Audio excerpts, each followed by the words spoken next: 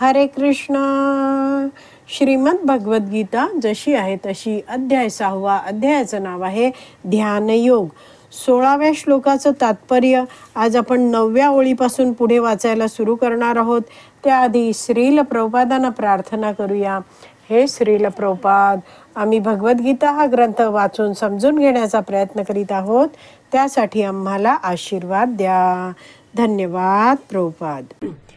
जो पाप भक्षण करतो आणि आपल्या वाट्याला आलेल्या अन्नापेक्षा अधिक अन्न भक्षण करतो तो परिपूर्ण योग अभ्यास करू शकत नाही. तर इथे काय म्हटलंय, पाप भक्षण करतोय. तर एवढंच आपल्याला कळलं की तो भगवंतांना नैवेद्य दाखवल्याशिवाय खातोय. आणि दुसरं काय करतो आहे, त्याला वाट्याला आलेल्या अन्नापेक्षा जास्त अन्न ग्रहण करतो आहे. तर काय आहे, कित्येकदा लोक काय दुसऱ्यांचा विचार न करता मला हे आवडलं म्हणून भसभस भरपूर खात सुटतात हावरटासारखे. पण त्यामुळे काय होतं, खूप सुस्ती येते, आळस येतं. आणि मग असं जर आळस सुस्ती आहे तर तो योग अभ्यासासाठी असा स्थिर आसनामध्ये मान, शरीर, सगळं मस्तक वगैरे हे एका ओळीत ठेवून कसा स्थिर बसू शकणार आहे? नाहीच बसू शकणार. म्हणून म्हटलं आहे की असा व्यक्ती आहे तो परिपूर्ण योग अभ्यास करू शकत नाही. श्रीकृष्णांना अर्पण केलेले अन्न पदार्थ मनुष्याने ग्रहण करणे हेच सर्वोत्तम आहे. तर आपण काय केलं पाहिजे, भगवान श्रीकृष्णांना प्रत्येक गोष्ट अर्पण करूनच स्वीकारली पाहिजे. आपल्यासाठी ते सर्वात उत्तम आहे. कृष्ण भावनाभावित मनुष्य हा श्रीकृष्णांना अर्पण न केलेली कोणतीही गोष्ट ग्रहण करीत नाही. म्हणून केवळ कृष्ण भावनाभावित मनुष्यच योग अभ्यासामध्ये पूर्णता प्राप्त करू शकतो. तर जेव्हा मनुष्य केवळ कृष्ण प्रसाद खातो तेव्हा त्याचं जीवन आहे ते काय आपोआपच नियमित व्हायला लागतं. तर जेव्हा कृष्ण प्रसाद खाल्ला जातो आहे तेव्हा काय होतं, घरात जी आई आहे किंवा कोणी जे आहे ते मोठ्या प्रेमाने स्वयंपाक बनवतात आणि ते आपण भगवंतांना भोग लावून म्हणजे नैवेद्य दाखवून प्रसाद खात असतो. पण जर आपण एखाद्या दुकानात, हॉटेलात बघितलं तर जे पदार्थ विक्रीला असतात तिथे, तर तो अन्न विक्रेता आहे त्याचं ध्येय काय असतं, त्याला कमीत कमी वस्तू वापरून जास्तीत जास्त धन कसं प्राप्त करायचं हे त्याचे विचार असतात. तर जसं आपण अन्न खाऊ तसं आपलं मन बनतं, असं म्हणतात ना, जैसे खाओ अन्न वैसा बने मन. तर मग आपण जर अयोग्य व्यक्तीने बनवलेलं विचित्र त्याचे काही विचार चालले आहेत खराब, तर जेव्हा मनुष्य स्वयंपाक करतो आहे आणि त्याच्या मनातले विचार त्या स्वयंपाकात उतरतात असं म्हटलं जातं. तर असं जर वाईट विचार मनात आहेत, भोगी वृत्तीचे मनात विचार आहेत आणि असा स्वयंपाक केला जातोय आणि तसं जर आपण अन्न खाल्लं तर काय आपली पण तशीच मनोवृत्ती बनते. आणि म्हणून आपण काय करावं, जे घरात आपण मोठ्या प्रेमाने, उत्साहाने भगवंतांना आनंद देण्यासाठी जो नैवेद्य बनवतो, म्हणजे स्वयंपाक करतो, भगवंतांना नैवेद्य दाखवतो, प्रसाद म्हणून जे प्राप्त करणार भोजन आहे ते आपल्या सगळ्यांसाठी सर्वात उत्तम असतं.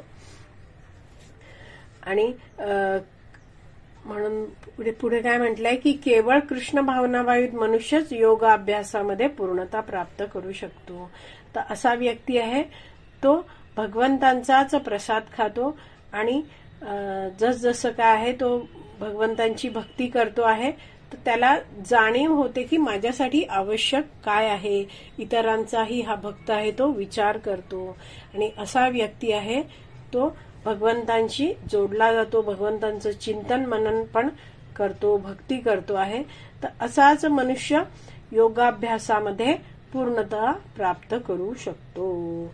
जो मनुष्य स्वतःच्या वैयक्तिक काल्पनिक उपवास पद्धतीद्वारे कृत्रिमरित्या खाण्यापासून दूर राहतो तो योग अभ्यास करू शकत नाही. तर बरेचदा लोक आपल्या कल्पनेनुसार काहीतरी उपवास करायला लागतात.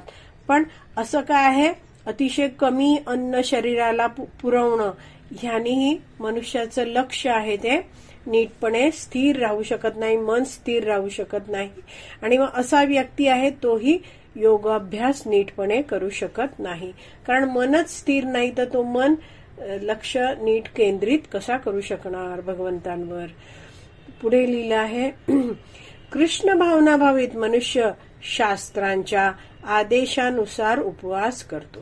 तर कृष्ण भावनाभावित मनुष्य आहे तो वैदिक शास्त्रात सांगितल्यानुसार आदेशानुसार आज्ञानुसार उपवास करतो. तो आवश्यकतेपेक्षा अधिक उपवास किंवा अधिक भोजन ग्रहण करीत नाही आणि याप्रमाणे तो योगाभ्यास करण्यास योग्य असतो.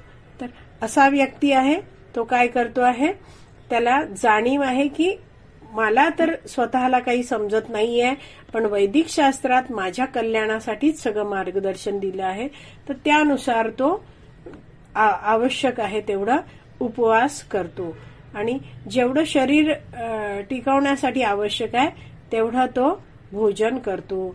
अधिकच उगाच जिभेला चांगलं वाटतंय म्हणून भरमसाठ खात नाही. पुढे वाचते आहे, जो आवश्यकतेपेक्षा अधिक खातो त्याला झोपेत फारच स्वप्न पडतात आणि यामुळे त्याला जरुरीपेक्षा अधिक झोपावे लागते. तर जेव्हा रात्री बघा खूप जर खाल्लं गेलं तर झोप सुद्धा नीट येत नाही आणि झोप जरी लागली नंतर तरी काय आहे सारखी स्वप्न पडत असतात आणि जेव्हा जाग येते पुढे सकाळी तेव्हा वाटतं अरे मला पुरेशी झोप मिळाली नाहीये, मी आणखीन थोडा 1-2 तास झोपतो आणि मग तो व्यक्ती काय आणखीन झोपतो. अशा रीतीने काय आहे आवश्यकतेपेक्षा अधिक खाल्लं जातं तेव्हा झोपेत स्वप्न पडतात आणि जरुरीपेक्षा अधिक झोपावं लागतं. जो 24 तासांपैकी 6 तासापेक्षा अधिक झोपतो तो निश्चितच तमोगुणाद्वारे प्रभावित झालेला असतो. तर प्रभुपाद इथे सर्वसाधारणपणे 6 तास ऍव्हरेज म्हणतात तसे दिलेले आहेत. पण आपण जाणावं की कधी कधी मनुष्याचं कसं आहे दिवसभराचं कार्य, शारीरिक कार्य कसं आहे, मानसिकरित्या त्याला कितीही कष्ट करायला लागतात, बौद्धिकरित्या थकवणारं कार्य असतं त्याचं. तर मग अशा व्यक्ती कदाचित 7 तास पण झोपतात. तर मग असे व्यक्ती कोणी 7 तास झोपतात तर त्याच्यावर आपण अरे हे भगवद्गीतेत इथे प्रभुपादांनी दिलाय 6 तासापेक्षा अधिक झोपतोय तर तो तमोगुणात प्रभावित झालाय असं म्हणून टीका करायला सुरुवात करायची नाही. आपण जाणलं पाहिजे की प्रत्येकाची आवश्यकता वेगवेगळी आहे. तर इथे काय सर्वसाधारणरित्या प्रभुपाद समजावत आहेत. तर काही भक्त आहेत ते काय करतात कमी झोप घेतात आणि शरीराची आवश्यकता आहे ते कमी करण्याचा त्यांचा विचार असतो. मात्र काय आहे शारीरिक कष्ट त्यांचे खूप असतात. मग काय होतं शरीर अजूनही थकलेलं आहे, रात्री झोपला आहे पण कमी झोप करण्याच्या विचारात शरीर थकलेलं आहे, शरीराची म्हणजे थकावट कमी झालेली नाहीये, अजून ताजतवानं शरीर झालं नाहीये, तेवढ्याच हा बळेच लवकर उठतो आहे. तर मग नीट झोप झालं नाहीये तर मग हरिनाम जप करायला बसलाय तर त्यात त्याला डुलक्या यायला लागतात आणि मग जे शरीर आहे ती उरलेली झोप आहे ते कुठेतरी कोणत्या तरी कार्यात पूर्ण करण्याचा प्रयत्न करत असतं. म्हणून प्रभुपाद काय म्हणतात डू द नीडफुल. तर आपल्याला समजत नसेल तर आपण आपल्या वरिष्ठांचं मार्गदर्शन घेऊ शकतो की मला या समस्या आहेत, मला असं आहे तसं आहे. तर आपल्या वरिष्ठ आपल्याबरोबर आपल्याला काही प्रश्न विचारून आपली समस्या नीट जाणून घेऊ शकतात आणि आपल्याला उपयुक्त असं मार्गदर्शन पण करू शकतात.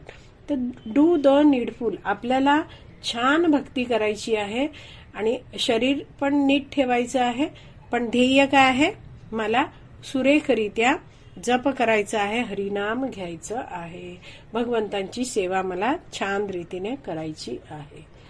पुढे शेवटचं वाक्य आहे ते वाचते. तमोगुणी मनुष्य आळशी आणि अतिशय निद्रा उन्मुखी असतो. असा मनुष्य योगयुक्त होऊ शकत नाही. जो एकदम तमोगुणात आहे तो मनुष्य काय खूप खातो, खूप मांसाहार करतो आहे, शरीरात त्याच्या आळस भरतो आहे आणि खूप झोपतो आहे. तर मग काय आहे निद्रा उन्मुखी म्हणजे काय उन्मुख होणं म्हणजे वळणं सारखं त्याला वाटत असतं मी झोपू झोपू झोपू असं वाटत असतं. आणि मग असा इतका झोप आवडणारा मनुष्य आहे, खाऊन खाऊन तो असा मस्तवाल झाला आहे, आळसाने भरला आहे. तर मग तो योगासनं हे जे आहेत, अष्टांग योग आहे, असं स्थिरपणे बसणं, हे सगळं त्याला शक्यच नाही. तो योगयुक्त होऊ शकत नाही. अशा प्रकारे हा आपला 16वा श्लोक आहे, तो समजून घेतला आहे आपण. तर आज इथेच आपण विराम देऊया. श्रीमद भगवत गीता की जय. श्रील प्रभुपाद की जय. हरी बोल.